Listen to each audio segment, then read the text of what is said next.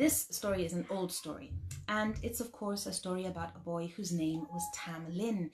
And Linn came from a very, very wealthy family. They were so rich that they lived in a huge house, and they had so much land that in their back garden there was a forest.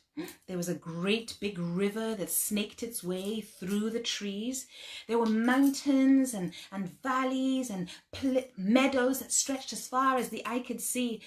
And every single year, Linn's father held the most exciting event of the year. It was the hunt. Now, I don't personally approve of the hunt, but in those days, the hunt was an incredible event. All of his rich friends would come over on their enormous horses, and they would wear their finest clothes. They would jump onto their horses and they would ride through the forests and over the plains. And my goodness, the fun that they would have. The trumpets would be blasting. The dogs would be barking, ruff, ruff, ruff. And of course, Linn was desperate to go on one of these hunts. But every time he asked his father said, no, it's far too dangerous. No, you're far too small. Maybe next time, maybe next year. But one year, when Linn asked if he could go on the hunt, his father didn't say no. His father looked him up and down and he said, perhaps you're big enough. You can come on 2 conditions. The first condition, you are not allowed to fall behind the other riders. And the second condition, you are not allowed to fall off your horse.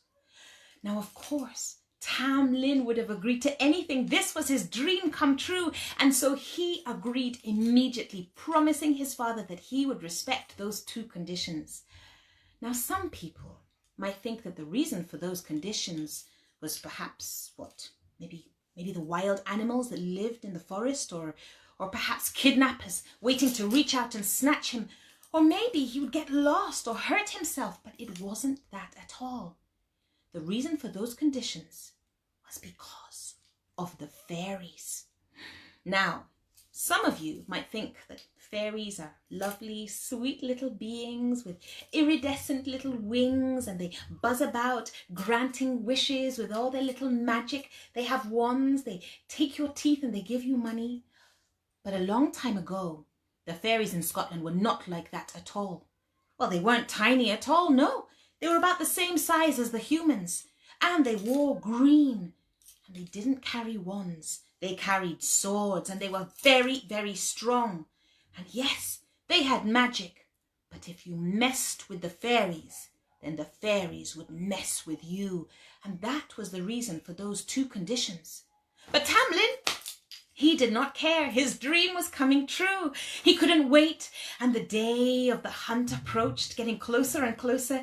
He polished the buttons on his little jacket, made sure his boots were shiny and looked new. He brushed the coat of his pony, and the day arrived. Oh, he felt like a king. And he jumped onto his pony and off they went, galloping across the valleys, splashing over the rivers, racing through the forests. The trumpets were blowing, ruff, ruff, the dogs were barking. He felt like his heart was about to explode. But Linn's pony was much smaller than the enormous stallions of the other riders, and slowly he did fall behind. And Linn's pony, it wasn't used to running so fast over such rough ground, and its hoof caught in a little hole, and it stumbled, and Linn did fall off his horse. It would have been okay if he had landed on some leaves or twigs, but he didn't. He landed on a patch of bright green grass, and of course that is the entrance to the fairy kingdom. As soon as he landed, arms reached up and pulled him under the ground, and he struggled as best he could, but it was no use. And when finally he opened his eyes, he was in an underground kingdom and surrounded by the fairies. And at the end of this enormous hallway, there was a beautiful woman. But it was a cold, hard beauty. And she was, of course, the the fairy queen, and she summoned Tam Linn, and oh, he trembled and shook, but he made his way forward, and she looked him up and down. She liked what she saw, and so she said that Tam Linn had to stay and become one of the fairies. And so he did. That was his destiny. And fairies, they would get old until they reach adulthood, but fairies, they never get any older. They never get sick, and fairies never ever die. So Tam Linn became a fairy. And now our story fast forwards 200 years.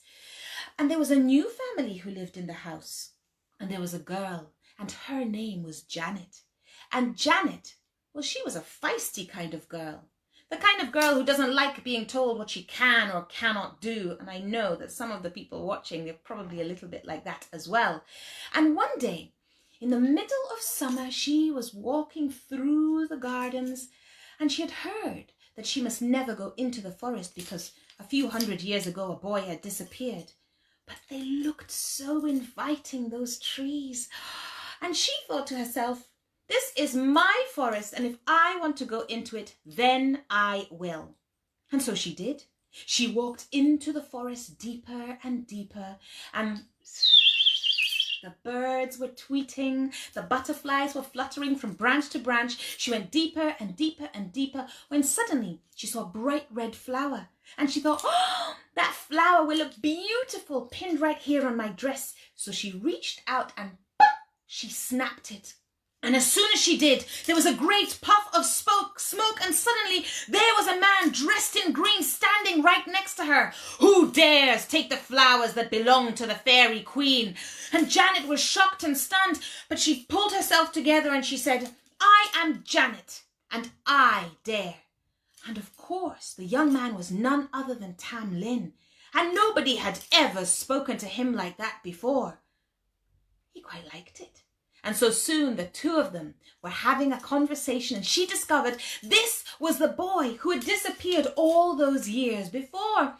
And he was a fairy. Oh, she was so excited. Oh, it must be wonderful being a fairy. And he said, yes, it is. I have lots of magical powers and I'm very, very strong, but it's not all wonderful. You see, there are lots of things that I want to do, and I can't do them because I am under a spell. I can only do what the fairy queen tells me to do. But Janet knew that spells can always be broken, and so she asked Tam Linn how to break his spell. No, I'm not going to tell you. It's far too dangerous. But Janet insisted, and so Tam Linn said, okay, well, tomorrow evening is Midsummer's Eve, and it's the night when the fairies march through these woods. And if you come at midnight, and if you stay right here by this well, then you are going to see an army approaching. An army led by a rider on a big black horse. Do not let them see you. Wait a little longer and you will see an army of fairies led by a rider on a big brown horse. Do not let them hear you. Wait a little longer and you'll see an army of fairies led by a rider on a great white horse. That rider will be me, and you'll know it's me because you will see a glove on one hand, but I leave my other hand free. When you see me, grab hold of me, and no matter what happens, don't let go. Only when you see the flames, throw the fire into the well and the spell will be broken. I can do that. And so she went home, and the next night she popped out, slipped out of her house at midnight and made her way towards the well. And there she was, and she waited. And she could hear the sound of hooves approaching. And there was a rider on a big black horse, and she crouched down low and she hid herself behind the well, and they passed and they did not see her. She waited a little longer and she heard an army approaching, and she saw them led by a rider on a big brown horse. She held her breath and they passed. They did not hear her. She waited a little longer and she saw a rider on a big white horse, and he had a glove on one hand, but his other hand was free. And as soon as he passed by her, she leapt out, she grabbed hold of him and pulled him off the horse. "Who has taken my rider?" came a voice through the forest. It was the fairy queen, and Janet held on tight and said, "I am Janet, and I have taken him. Let him go." But Janet did not let go.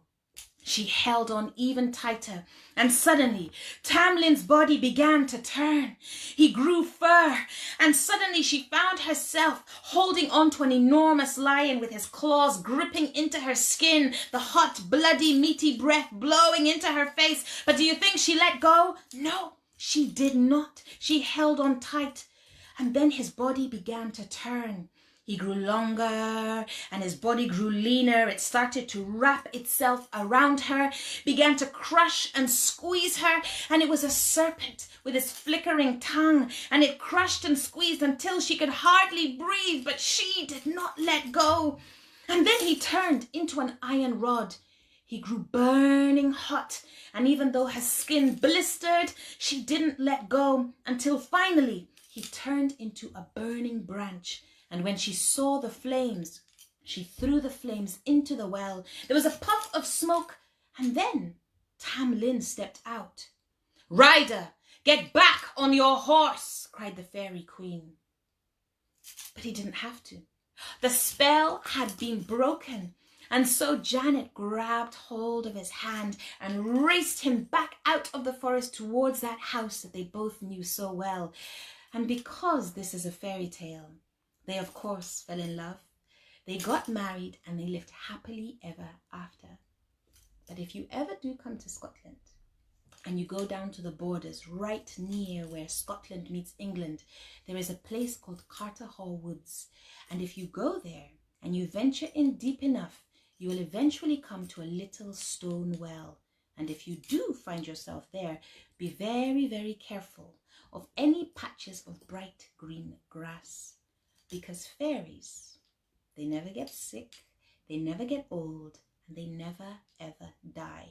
So who knows what is living underneath Carterhaugh Woods? So that is my story for you today, and tomorrow I shall be back with another story, and we shall probably go to a different part of the world. But as I said at the very beginning, if you do have a kid who has some artwork, please send it to me and I will create a story, and we will start tomorrow evening session with a brand new made up on the spot story like we had before. And if you missed the one that I said earlier, then I think you can always check up and watch this from the beginning later on. But thank you very much for watching, and yeah, see you later. Bye bye.